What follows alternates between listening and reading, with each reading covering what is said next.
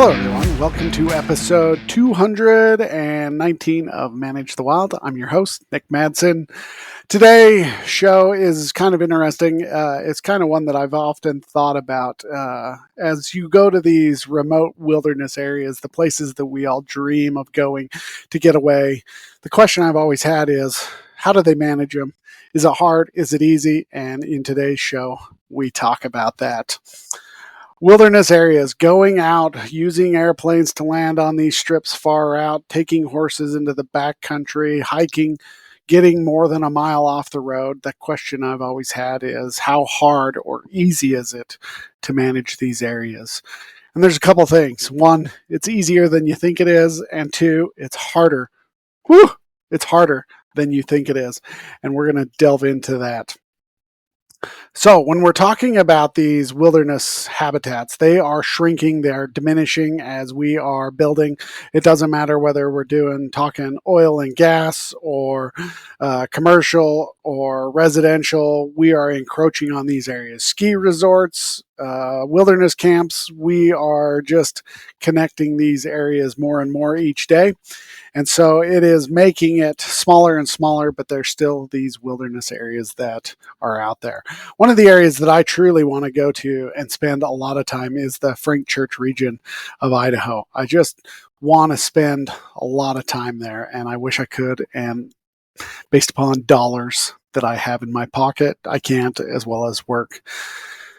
So those are what I would call critical wilderness habitats. They are these remote landscapes, and it's areas where humans really haven't infected them yet with all the things that we've got going on. And so one of the things that we need to do when we are talking about managing these wilderness areas is keeping track of big game populations.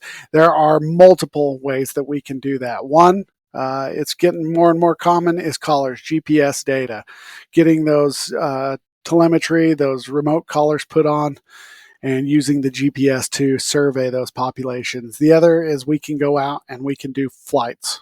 You can fly over these areas and do a bunch of spotting.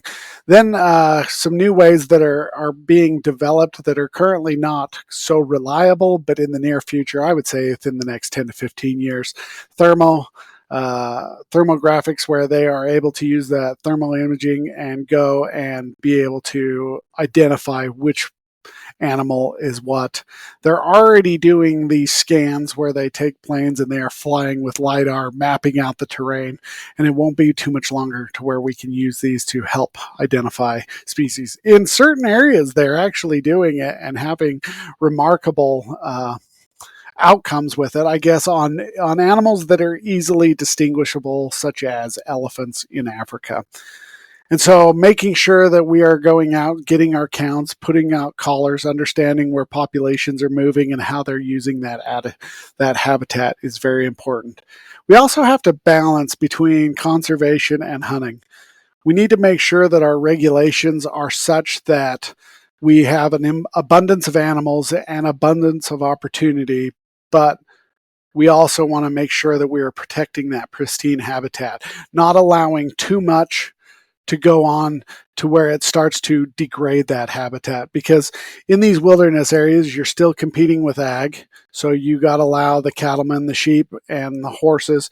You've got to allow all those people access in there. And then you got the non-consumptives, those hikers, bikers, cross-country skiers, those guys, you've got to be able to use it. So we've got to balance between having too many animals, not enough animals, and walk that fine line. Now, your wildlife boards are going to kind of set the direction that a wildlife biologist is going to go on those. But overall, it's not too bad when you're trying to balance that. Logistical challenges, it's difficult and it's expensive to get into these areas. It's expensive to be able to monitor these areas, whether you're using helicopters or planes or hiking in or horses. It's very difficult to get in there, and it's very difficult to stay long periods of time just because the amount of equipment that you need. And so that's some of the main challenges that biologists have, is the logistical challenges of getting into these areas. Now, places like Alaska and Canada and Russia, that they can fly in on these tundras, make it a little more easier to get into, but some areas with these high peaks and rugged mountains make it a little more challenging. Helicopters are usually required, but the challenge you have with helicopters in wilderness areas is they're not allowed to touch down. So you can fly in with helicopters, but they can't set on the ground because that violates these wilderness areas, and there's fines that go along with that. So that's a logistical challenge. It is what it is. Then, even though it's wild and remote, there are human and wildlife conflicts that are going on. Whether it's wildlife and we're talking about predators, you're going to have predators in the area, and in these wilderness areas, you may have some ag, so you're going to have predators coming in and killing ag, and so you have to deal with those challenges. You're also going to have herbivores competing with other herbivores. So you're going to have elk and deer competing with cattle and sheep, and there's some conflicts there. In the wintertime, I see more of those conflicts where elk are coming into and confronting cattle so they can get hay. And if the bulls still have their antlers, they're going to gore some animals. We've had prize sheep killed that I've known about. We've had prize cattle killed. Some cows have been gored as well as bulls. And then we've also had some show horses worth thousands and thousands of dollars that have been killed by elk. And so the human wildlife conflict is still there, even though there's remote wilderness areas. There's also some safety concerns with that as well. Predators. We're hearing about multiple stories this year in Yellowstone area where grizzly bears are coming in and attacking. A couple of people, unfortunately, have been killed. And so even though you have these nice, beautiful wilderness areas, there still is some concerns there. And so you have to try and manage those predator populations. Yellowstone is a little different because it's national, but on state they can do some things, whether it's reduce populations to reduce conflict, or they can bring in some bear permits and chase permits, and they can start hazing those animals a little bit from some of those areas. Then you have these ethical practices. So the more hunts you open up and the more management you put into these wilderness areas, the more you're bringing people in. And that's where leave no trace and some of those factors start to come into play. The more you bring people in and the more you open up to hunting and fishing, the more trash, unfortunately, people have, and the more garbage they bring in, and the more it disturbs that. And so you kind of have this balance of wanting to keep this place pristine, wanting to manage animals. And so there is some of that challenges that need to be thought about and weighed. The one nice thing, though, that I really like about these wilderness areas is oftentimes they are the only way of preserving these migration corridors.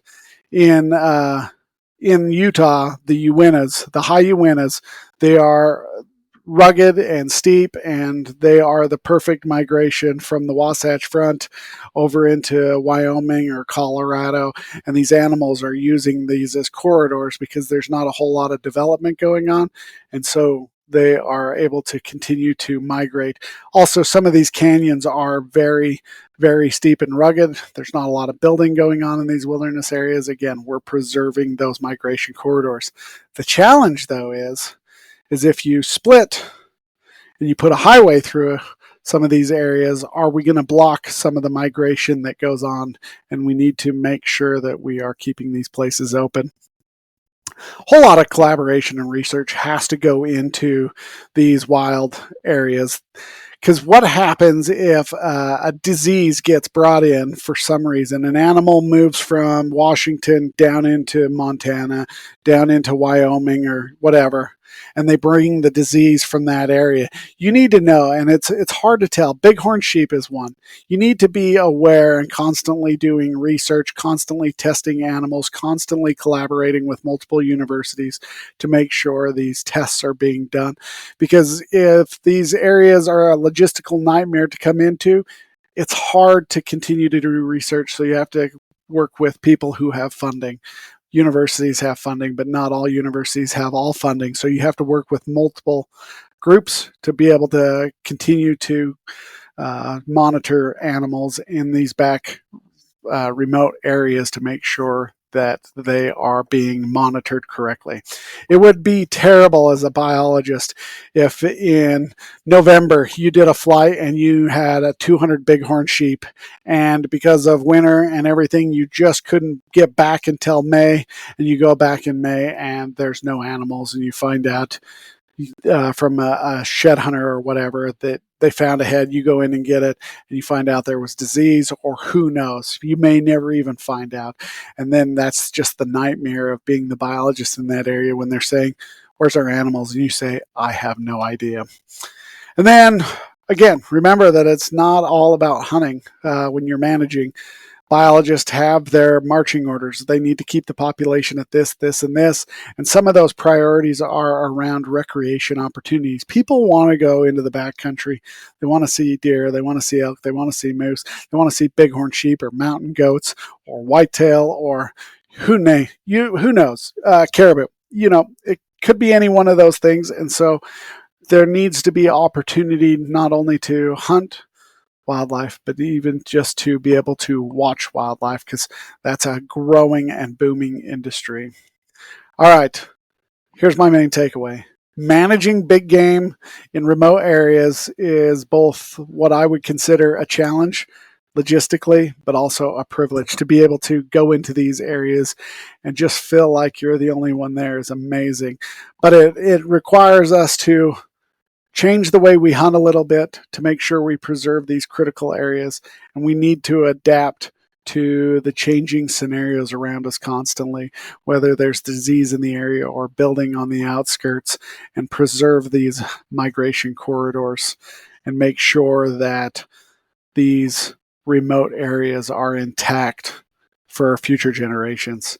All right, before we wrap it up, I just want to encourage you guys to go out and find a conservation group. Again, I don't care whether you're pro hunting, against hunting, anything that's out there working for wildlife, go ahead and get involved. Understand why these organizations are going the direction they're going, and just get involved. The more you get involved, the only thing I would say is look for a holistic approach, not one shoe fits all. Like, we can't just let these animals roam free because there's too many problems, too many safety issues. But I also don't want to be, let's go and wipe out all these wolves because my grandparents don't like them. I think there needs to be a holistic approach, and we want to see the wildlife on the landscape. And if you like today's episode, go ahead and hit the like button. Follow me on YouTube, or subscribe to on Instagram, Facebook. And then if you guys got any questions, let me know. I'll see if I can answer them, see if I can get a biologist to answer them. And you guys have a great day. Stay wild.